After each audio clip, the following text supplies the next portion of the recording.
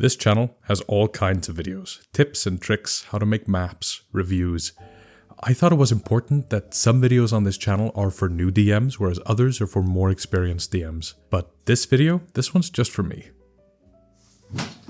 I want to talk about my living room. Welcome to Mystic Arts, where I invite you to look at my innermost temple and judge its efficacy. My name is Daði, I'm a professional writer and director, and I've been DMing for 10 years.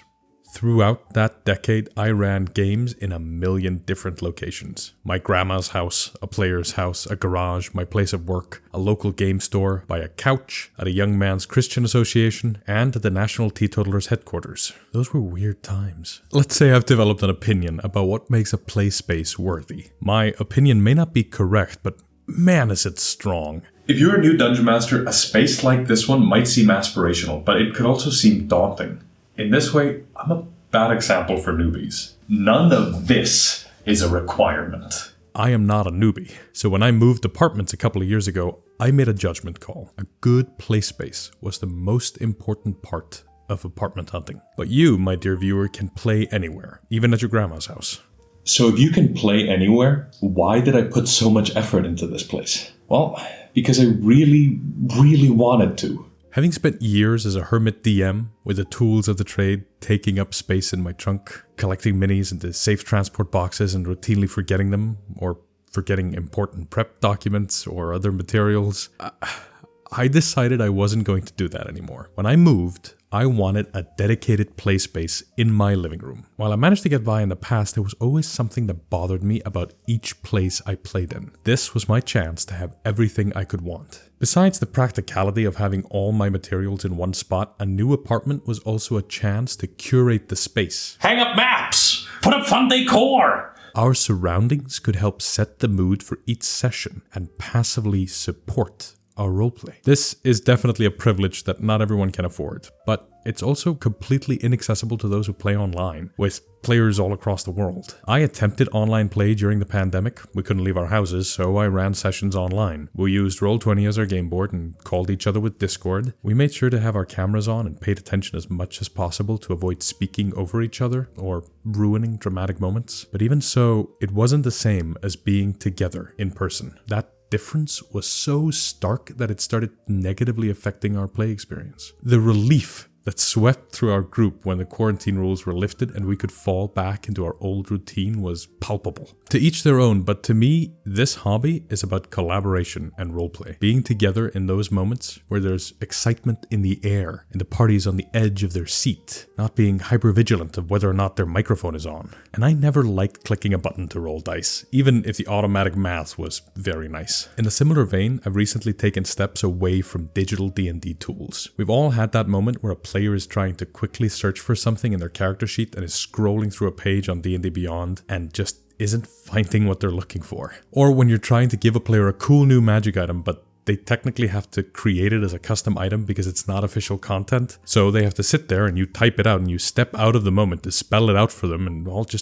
it gets a bit annoying. Again, I want the play space to inspire immersion and roleplay. So for my newest campaign, all of my players are back to working with pen and paper character sheets. To make it more fun, they all ordered custom different colored journals to store their character sheets, notes, inventory, etc.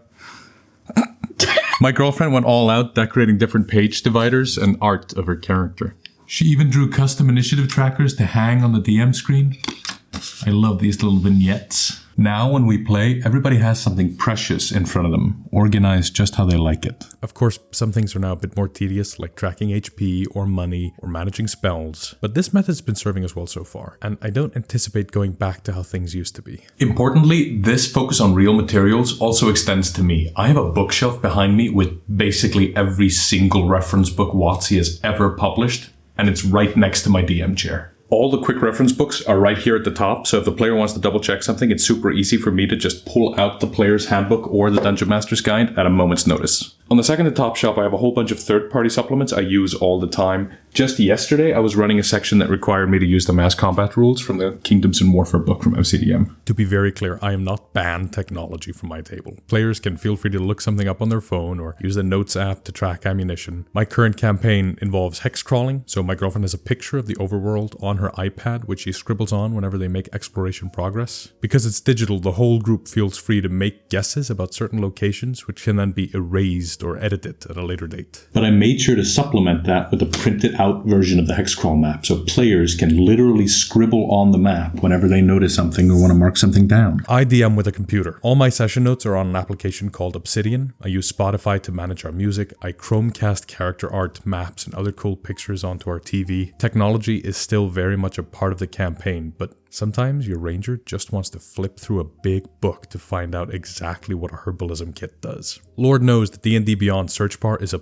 fucking disaster. I have lost count of how often I've searched for firebolt only to get nothing because it's 2 words and not 1, or trying to find the species listing for orcs and it's 9th in line below all the legacy features.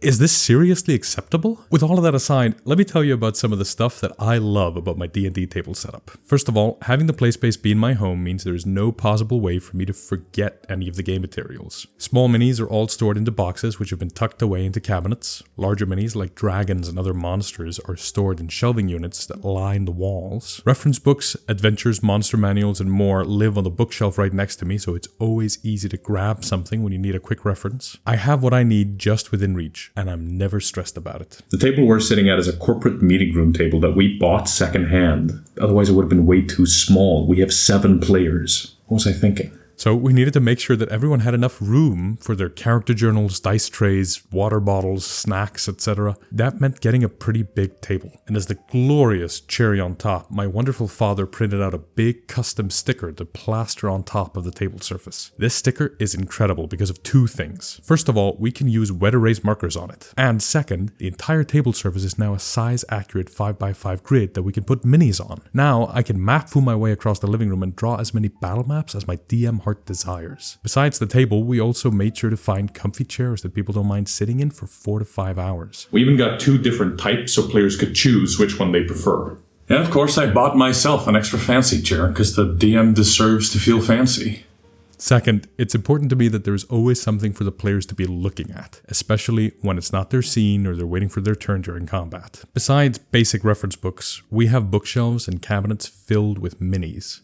Small minis are organized into boxes that we've categorized into these cabinets to the side of the table. Our flatmate Ivar is one of my players and he's a fantastic mini painter. He puts in a ton of work painting minis of all shapes and sizes. In order to fit the bigger minis, we have them on these shelves. Also, that way they're on display. I wanted to make sure that we have an open shelving so we can show off his work as well as the other monsters that we've both collected over the years. And we keep active campaign minis in a separate glass cabinet. That way they're easy to grab when combat starts. On the left wall we have most of the important functions for my game, a display for my players to look at. Whether it's a town, a picture of the monster they're fighting, or just something to set the mood, having some sort of monitor is incredibly useful. Also, both my flatmate and girlfriend are gamers, so a TV was a must-have. We set one up on the wall here that can be pulled out and adjusted to different angles. On the other wall, we have my prized creation. This is Orathon. Some versions of my homebrew world have been around with me since I started DMing 10 years ago. In fact, the first ever version of this map was a hand-drawn pencil sketch of just Atroxia, this region here. And then eventually it was a full-color version of it, and then we expanded it to all of the world. This was also a gift from my father. It's 2 bits of foam signs that are plastered here in between in the middle. And a fun fact, underneath this world map, there is an actual real world map of like Earth. Not important, I know. Finally, and this is a relatively new addition, we decided to splurge on some color LED strips and light bulbs. We got them all from IKEA so I can control the lighting with an app on my phone. I could set a whole bunch of different presets so it's really easy to adjust the mood during a session. This is also partly what I use for lighting while filming these videos. So we're really getting some use out of these things. And they're not that expensive. Now that I've shown you everything the players can see, let's take a look behind the DM screen. Here is a laptop, like I mentioned earlier. It's essential for me running the game. I've got 2 dice trays, one for storing and one for rolling dice. I got this little light and stand for pens, pencils, and wet erase markers. I've got this stack of failed printouts, the backs of which I use as note-taking paper just to write down hit points or notes to self for the night. I digitize these notes when the game is done and recycle the sheet. I've got some 3x5 cards which I keep finding various uses for, especially as quick handouts I can make during a session. The DM screen has customized information on the back of it, compatible with a new edition of the rules, and the money has been changed to banknotes, which is the currency of my game world. Finally, we have some props, a fake cigarette and a pipe. I love grabbing props just really quickly to give a character some life. Now, I'm sure many of you will see all of this and think that is really fucking overkill. Yes, it is. But this is my apartment, and I play the way I want to play, and I decorate the way I want to decorate. And if my players and I enjoy this, then I've succeeded in my efforts. But that's because I have a certain style of play, a certain opinion about what makes a good D&D sessions. And my opinions might be different from yours. And if this video is about anything, it's about the idea that your ambitions don't have to follow what people online tell you. And that includes me. So if any of this is off-putting to you, then that means you have a clear idea of what would be comfortable for you and your group of players. And as someone who loves the space he plays in, I encourage you to build your own temple. Curate a play space that not only works for you, but inspires you. Get one of those tables with a TV in it and use one of the many gorgeous hand-drawn battle maps that people sell online. Or abandon that altogether and use theater of the mind. If you want to sit around on couches, then lean into that instead. Develop your own ambitions. Picture your dream setup and then start slowly building towards it. That's what I did, and I refuse to go back. And that's where we'll pick it up next time. Thanks so much for watching this video. Me and my girlfriend make these videos together as partners, both writing and editing. We've gotten some comments asking about a Discord channel. We were wondering if there's any interest in anything like that. Let us know in the comments. And if you found this video useful, let us know by liking the video, and if you want to see more videos like this one, then consider subscribing and hitting the bell to be notified when we release new videos. That's it. Until next time, keep studying the mystic arts.